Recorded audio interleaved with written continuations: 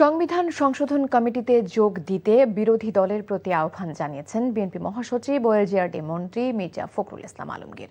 আর স্বরাষ্ট্রমন্ত্রী সালাউদ্দিন আহমেদ অভিযোগ করেছেন, জুলাই সনদ বাস্তবায়ন ইস্যুতে সরকারকে ব্যর্থ করার হুমকি দিলেও বিরোধী দল সংবিধান সংশোধন কমিটিতে অংশ নিচ্ছে না। রাজধানীতে আলাদা অনুষ্ঠানে এসব কথা বলেন তারা। রিপোর্ট করছেন জাহিদ রহমান। জুলাই গণ অভ্যুত্থানে শহীদ সাংবাদিকদের সম্মাননা জানাতে ইঞ্জিনিয়ার্স ইনস্টিটিউশনে এই অনুষ্ঠানের আয়োজন করে সংবাদপত্র সম্পাদকদের নতুন সংগঠন ন্যাশনাল এডিটর্স কাউন্সিল। এতে অংশ নিয়ে শহীদদের আকাঙ্ক্ষায় স্বাক্ষরিত জুলাই সনদ বাস্তবায়নে সরকারের সংকল্পের কথা তুলে ধরেন মির্জা ফখরুল ইসলাম আলমগীর। গণমাধ্যম সহ সব প্রতিষ্ঠানে তোষামোদী বন্ধে বড় ধরনের বিপ্লবের তাগিদ দেন তিনি।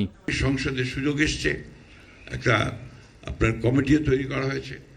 বিরোধী দলের আমার আহ্বান থাকবে যে তারা আসবেন, এই কমিটিতে যোগ দিবেন এবং সংবিধানের যে বিষয়গুলো পরিবর্তন করা দরকার সেই পরিবর্তন করার তারা সহযোগিতা করবেন।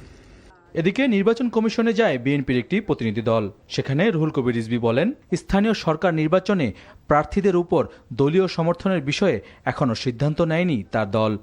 পরবর্তীতে এটা জানাবেন, এখন পর্যন্ত এই বিষয়ে কোনো সিদ্ধান্ত হয়নি। এদিকে জাতীয় সংসদের পাশে শহীদ ফারহান ফায়াজ মাঠে আন্তঃবিশ্ববিদ্যালয় টুর্নামেন্টের সমাপনীতে যোগ দিয়ে মির্জা ফখরুল ইসলাম আলমগীর জুলাই 24-এর অর্জন নতুন বাংলাদেশ গঠনে কাজে লাগাতে সবার প্রতি আহ্বান জানান। তরুণদের উদ্দেশ্যে বলতে চাই যে সবাই মাদককে একেবারেই না বলবে, এটাকে সবচেয়ে বেশি না বলা দরকার।